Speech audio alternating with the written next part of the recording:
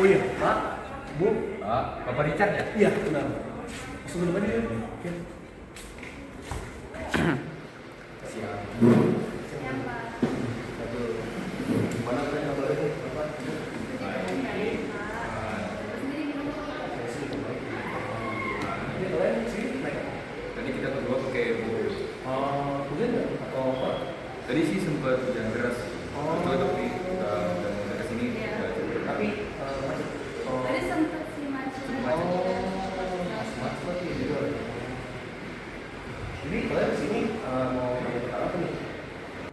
Jadi di sini situasinya istri saya sedang hamil 6 bulan dan kita juga sempat melakukan medical check up dalam ini dan kita diberitahu itu bayi kita didiagnos Down syndrome. Iya, punya resiko Down Iya, punya resiko syndrome. Down syndrome. Tapi kalian setelah mendengar ini, gimana perasaan kalian setelah mendengar medical check up yang telah dilakukan? Jujur, rasanya pastinya gak pernah ada kayak Pak ya, soalnya juga gak pernah ada di bayangan gitu kalau misalnya bakal punya keturunan yang ada kelainan kayak gini gitu. Jadi jujur kami sih sedih banget ya pas Banyak udah rasa kemarin takut, udah banyak ada rasa rasa cemas. takut, cemas. Baik, sebelum itu Bapak, Ibu udah tahu belum apa itu penyakit Down syndrome? Mungkin cuma secara garis besar ya. Iya, sekilas doang sih taunya, dengar-dengar orang. Berarti masih secara gambar besar aja ya, nggak tahu lengkapnya. Iya. Nanti Bapak, Ibu mau saya jelaskan dulu apa itu penyakit Down syndrome. Boleh. Baik, jadi penyakit Down syndrome itu merupakan kondisi di mana anak selama masih embrio atau masih janin mengalami abnormalitas atau kelainan genetik. Nah, hal ini bisa dikarenakan terjadinya adanya trisomi, yaitu adanya peristiwa kromosom gagal terpisah, terutama pada kromosom nomor 21. Nah, hal ini menyebabkan bertambahnya kromosom manusia yang semulanya 46 kromosom menjadi 47 kromosom. Jadi itu, Pak. Jadi itu Down syndrome-nya kira-kira penyebabnya apa ya? Iya, apa karena faktor umur juga? Karena kan kalian berdua udah usianya 30 tahun ke atas ya. Apa karena ada faktor lain juga gitu? Baik, jadi untuk penyebab utamanya dari Down syndrome ini masih dalam kategori di mana terjadinya gagal berpisah pada kromosom 21 atau istilah teknisnya atau ilmiahnya non disjunction. Itu masih penyebab utamanya. Tetapi masih ada risiko lain yang di mana ibu masih mengandung pada masa tua. Itu bisa menjadi salah satu faktor peningkatan potensi dari anak bisa terkena Down syndrome. Oh, tapi bahaya nggak sih kalau kayak gitu? Untuk bahaya atau enggaknya sih, karena ini masih potensi bisa dibilang nggak bahaya ya. Cuman karena memiliki potensi yang mungkin bisa dibilang besar juga, tapi juga potensinya sih nggak, masih possibility. Jadi tidak memungkinkan kalau anak itu juga nggak kena Down syndrome. Jadi gitu Bapak Ibu. Jadi kalau anak kami mengalami Down syndrome, kira-kira akan terkena dampak apa ya? Untuk dampaknya sendiri ya Bapak Ibu, itu sih ada dua, di mana ada dampak fisik dan juga dampak psikologis. Nah, untuk dampak fisiknya itu bisa terlihat dari bentuk wajahnya aja ya, di mana ada lipatan dari matanya dan juga matanya sedikit miring, sehingga itu bisa terlihat sangat, mungkin terlihat jelas karena dan juga bisa diidentifikasikan sebagai anak yang mengalami Down syndrome.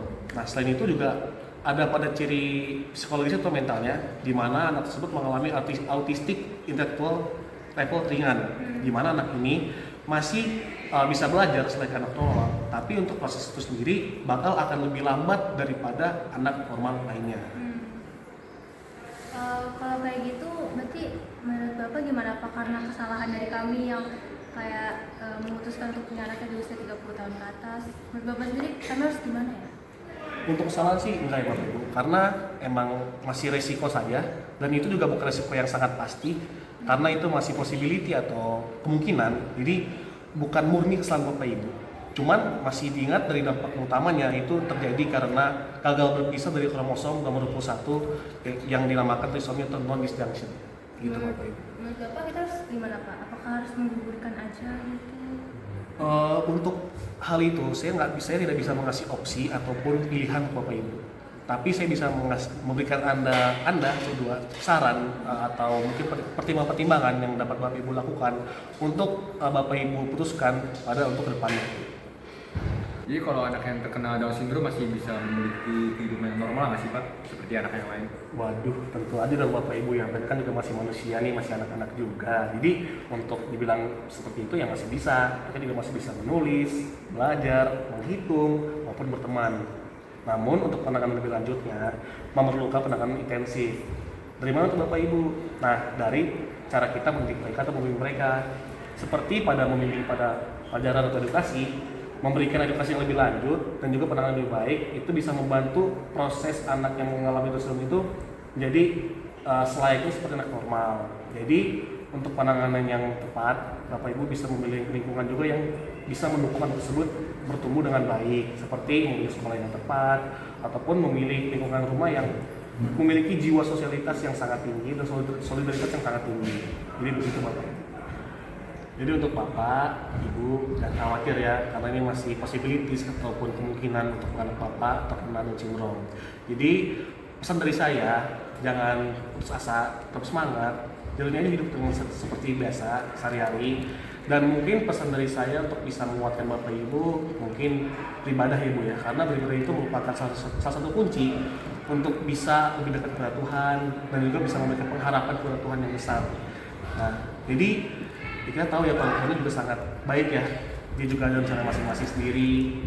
Ya, jadi pesan dari saya sih tetap semangat, jangan putus asa, tetap dekatkan diri lagi Bapak dan Ibu kepada Tuhan untuk bisa berdoa, dijauhkan dari segala hal-hal yang tidak diinginkan. Jadi sekian untuk hari ini Bapak dan Ibu. Ya, terima kasih ya Pak. Karena kami ada urusan, kami pamit dulu ya Pak.